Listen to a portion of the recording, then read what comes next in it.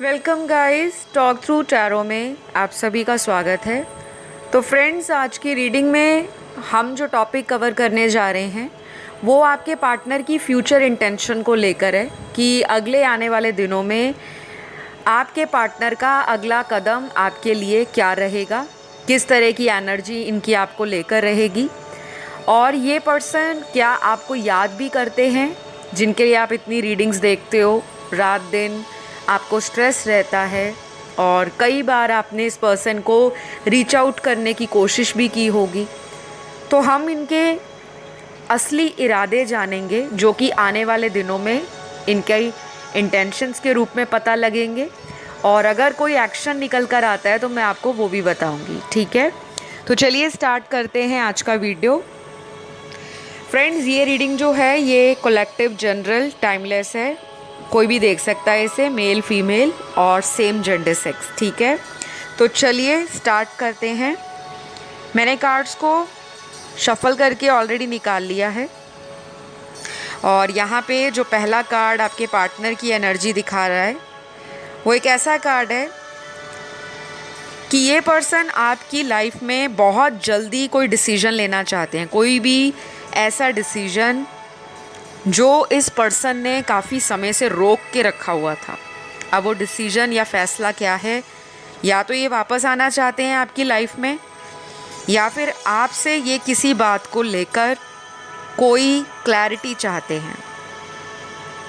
क्योंकि मुझे लग रहा है कि कुछ मेरे व्यूअर्स ऐसे हैं जिन्होंने इनको अपनी लाइफ से आउट कर रखा है, निकाल रखा है। हो सकता है आपने इनको ब्लॉक कर दिया हो क्योंकि आप परेशान हो गए थे। ये person bar bar in and out करते हैं आपकी लाइफ से, और फाइनली आपने इनको ब्लॉक कर दिया, या तो इनको बताकर किया या बिना बताए कर दिया। और अब इस पर्सन को मन के अंदर तरह तरह के डाउट आ रहे हैं, सवाल आ रहे हैं। उन सवालों का जवाब ये आपसे चाहते हैं। शायद कुछ गलतियां भी इन्होंने पास्ट में की हो सकती हैं। तो यहाँ जो कार्ड्स हैं गाइस, उसमें इस पर्सन की लाइफ में कुछ ऐसी चीज़ें चल रही हैं राइट नाउ जिनको लेकर ये पर्सन आपसे शायद शेयर नहीं करते थे, उन बातों को छुपाते थे। लेकिन अब इनका दिल कर रहा है कि ये पर्सन वापस आ जाए, और जो कुछ भी इनके दिल और दिमाग में चल रहा है, कुछ भी चल रहा है, ये आपसे कोई बात क्लियर करना चाहते हैं। अगर किसी को इस पर्सन ने चीट किया है, धोखा दिया है, या छोड़ा है, या ब्लॉक किया है, तो मुझे लगता है आने वाले 9 दिन और अगले आने वाले 30 दिन, 9 से 30 दिनों का टाइम जो है आपके लिए सिग्निफिकेंट होगा। क्योंकि यहाँ पे नंबर 9 और नंबर 30, और अगर मैं इसको सिंगल डिजिट में काउंट करूँ तो 3 बनता है। तो कुछ लोगों के लिए उनके पार्टनर अगले आने वाले 9 घंटे, 19 घंटे, 90 घंटे, और बाकी लोगों के पार्टनर अगले आने वाले 3 घंटे, 13 घंटे, 30 घंटे आपके साथ किसी भी तरह का दोबारा कांटेक्ट कर सकते हैं, या फिर अपनी तरफ से कोशिश कर सकते हैं कि वो आपकी लाइफ में, अगर उनकी तरफ से कोई मैस मचा हुआ है, उन्होंने अपनी तरफ से चीज़ें ख़राब की हैं, आपके साथ रिश्ता तोड़ा है, आपको ब्लॉक में डाला है, या आपसे कोई झूठ बोला है, तो इनका दिल ऐसा करेगा अगले आने वाले दिनों में कि ये उस झूठ को क्लियर करें आपके साथ। क्योंकि आज की रीडिंग में ना गाइस, जितने भी कार्ड अभी तक आए हैं, सब में ऐसा लग रहा है कि ये पर्सन कोई बात आपसे शेयर करना चाहते हैं, या तो ऑलरेडी कोई ऐसी बात इन्होंने छुपाई थी जो आपको पता चली और आपने इनको अपने से दूर कर दिया। और ऐसा भी कुछ लोगों के पार्टनर के साथ हो सकता है कि इनका आपको लेकर कोई फ्यूचर प्लान हो, और शायद अब ये उस प्लान को सीरियसली इम्प्लीमेंट करने के बारे में सोच रहे हैं कि उसके लिए कुछ एक्शन लिया जाए। तो ये चीज़ें मुझे दिखाई दे रही हैं। अब सारी बातें सभी लोगों के साथ रेजोनेट नहीं करेगी। ज़रूरी नहीं है कि जितने देखने वाले हज़ारों दर्शक हैं सभी के पार्टनर उसी टाइम के बीच में आ जाएंगे और सभी में सब कुछ अच्छा हो जाएगा। बट लेट्स द फिंगर्स हम क्रॉस कर लेते हैं, कुछ भी हो सकता है। चमत्कार तो होते हैं अगर हम डिवाइन पर भरोसा रखते हैं, क्योंकि यहाँ रीडिंग देखने वाले मैरिड कपल्स भी होते हैं, डाइवोर्स्ड कपल्स भी होते हैं, सिंगल या सेपरेटेड लोग भी होते हैं, और ऐसे लोग भी होते हैं जो अनमैरिड हैं या लिविंग रिलेशन में रह रहे हैं और एग्जिस्टिंग पार्टनर के साथ उनका सेपरेशन चल रहा है। तो बहुत सारी बातें होती हैं, सिचुएशंस भी अलग अलग सभी की लाइफ में रेजोनेट करती है। तो कभी भी टैरो को लिमिटेड फेथ या बिलीफ के साथ नहीं देखना चाहिए कि जो कुछ वर्ड टू वर्ड बताया जाता है वो केवल एक ही देखने वाले की एनर्जी है, ऐसा नहीं है।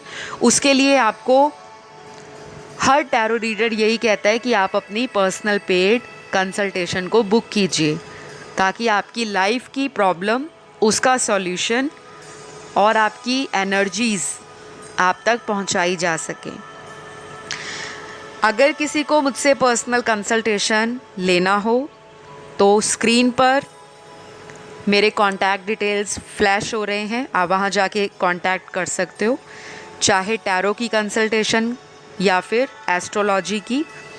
बाकी मैं न्यूमरोलॉजिस्ट भी हूँ, तो आप अपने न्यूमरोलॉजी की रीडिंग, अपनी फेस रीडिंग, अपनी पाम रीडिंग और किसी भी तरह का अपने हॉरोस्कोप एनालाइज करवाना हो, एनीथिंग, मेरे बहुत सारे सर्विसेज का डिटेल आपको मेरे इंस्टाग्राम अकाउंट पर जाकर मिल जाएगा, टॉक थ्रू टैरो। वहाँ जब आप मैसेज करते हो आपको सारा डिटेल में बताया जाता है कि सर्विसेज क्या हैं और उनके चार्ज क्या हैं, ठीक है।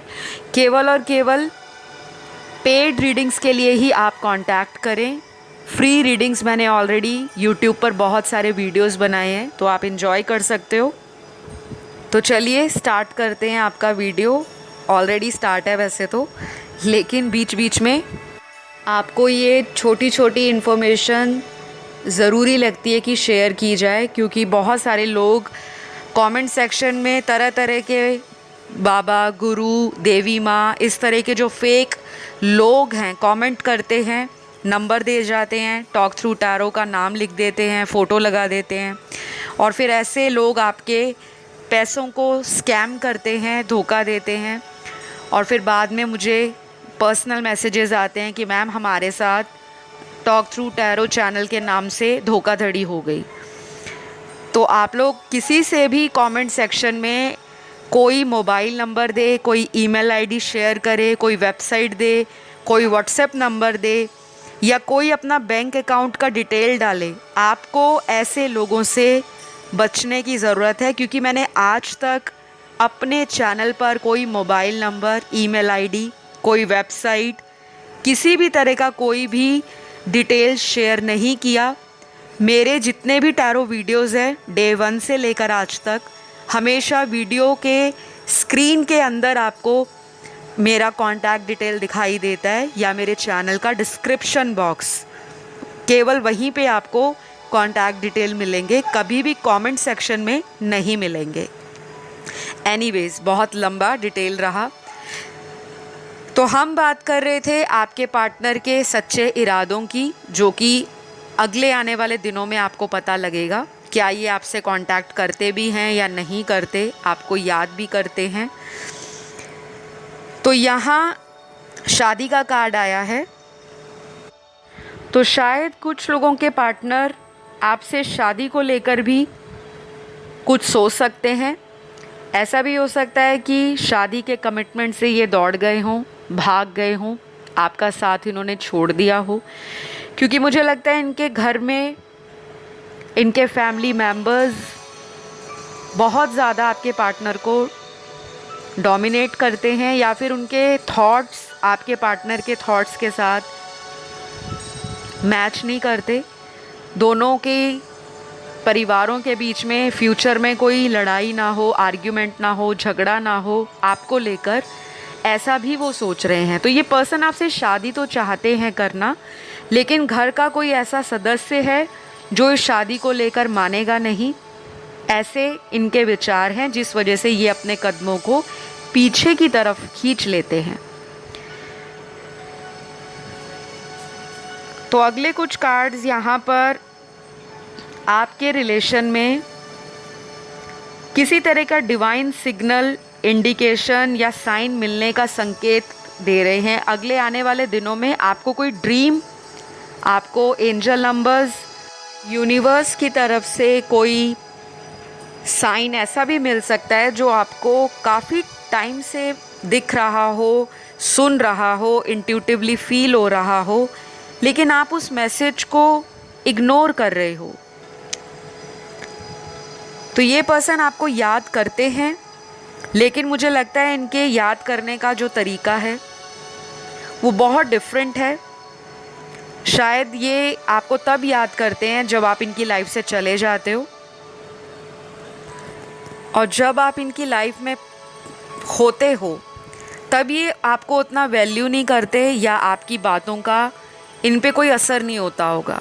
तो ये पर्सन ना कॉम्प्लिकेट करते हैं अपनी लाइफ को भी, और कभी कभी आपके जीवन में आपको भी ये ऐसा फील कराते होंगे जैसे कि आप इस रिलेशन में रहने के बाद भी अकेले हो। तो कुछ लोगों का कनेक्शन एक कार्मिक कनेक्शन है, जो कि मुझे बहुत स्ट्रॉन्ग नज़र आ रहा है आपके कार्ड्स देखकर। तो कार्मिक कनेक्शन होना कोई पाप नहीं है, कोई जुर्म नहीं है, कोई सज़ा नहीं है। बस कार्मिक कनेक्शंस में जो चैलेंजेस आते हैं, जो अपॉर्चुनिटीज़ भी हमें कई बार कार्मिक रिलेशन में ही मिलती है। हमारा करियर बन जाता है, हमारी ग्रोथ हो जाती है, हमारी सोल सर्चिंग होती है।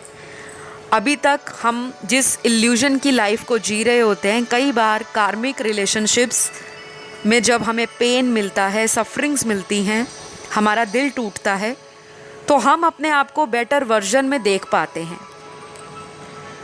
तो काफ़ी सारे लोगों के लिए गुड न्यूज़ ये है कि ये पर्सन आपको याद करते हैं, मिस करते हैं, लेकिन मुझे लगता है ये एक्शन नहीं लेते। लेकिन इतना ज़रूर है कि इस पर्सन के दिल और दिमाग में आप छा चुके हो, ये बात तो पक्की है। जैसे किसी पे मोहर लगा देना, स्टैम्प लगा देना। तो शादी हो ना हो, that is a different issue, लेकिन ये ज़रूर है कि आप इस पर्सन की लाइफ में जो जगह बना पाए हो वो ये कभी किसी और को नहीं दे पाएंगे।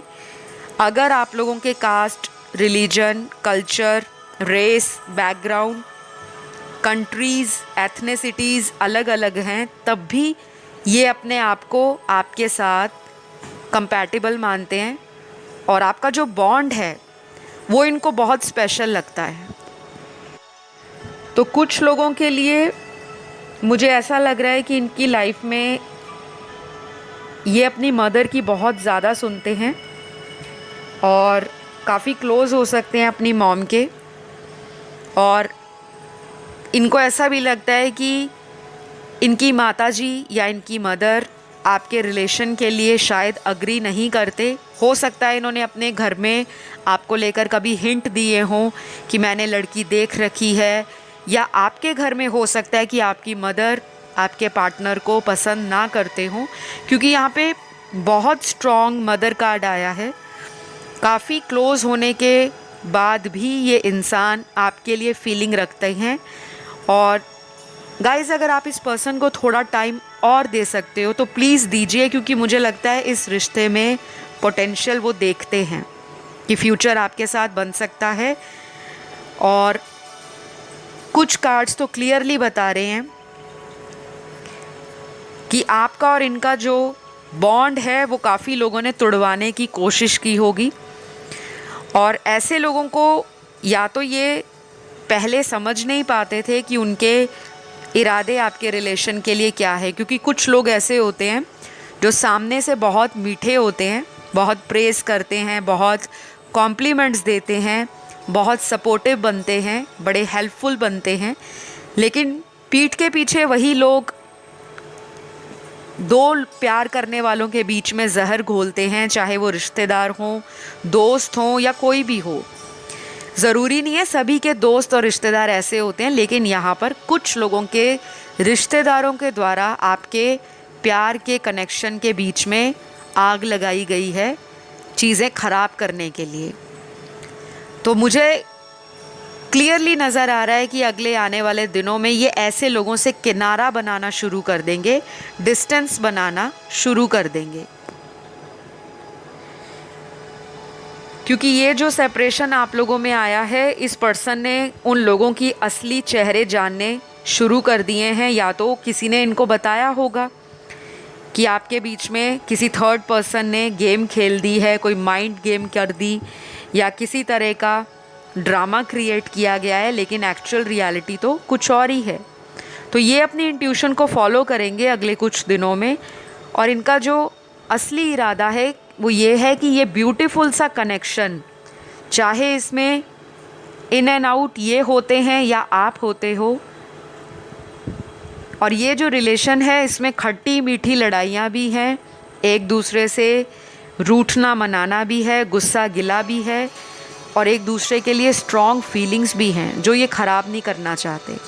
तो अगर आप इनकी ट्रू इंटेंशन या रियल इमोशंस की बात करो, इनकी एक्चुअल जो इंटेंशन है, दिल से जो तमन्ना है, डीप डाउन ये क्या फील करते हैं आपके लिए, ये आपको याद भी करते हैं, और ये पर्सन आपसे इस कनेक्शन को कभी ख़त्म नहीं होने देना चाहते।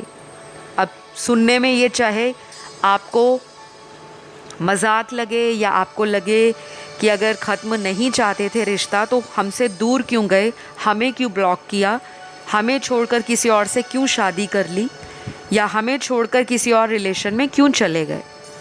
तो अगर किसी की शादी हो चुकी है कहीं और, ऐसे पर्सन का वेट करना आपके लिए बेवकूफ़ी होगी, लेकिन आप फिर भी किसी का वेट करना चाहते हो जो आपको छोड़कर गया है या गई है, और किसी और की मैरिटल लाइफ में आप चाहते हो कि वो उनको छोड़कर आपके पास आ जाए, तो कहीं ना कहीं आप भी अंदर से अनहील्ड हो, वुंडेड हो, और आपकी भी स्पिरिचुअल ग्रोथ में ब्लॉकेज है। क्योंकि जो लोग स्पिरिचुअल होते हैं वो अनकंडीशनल लव करते हैं, वो ये नहीं कहते कि वो उसे छोड़ के आ जाए या उसकी मैरिटल लाइफ ख़राब हो जाए और मेरा एक्स वापस आ जाए, हम दोनों की शादी हो जाए।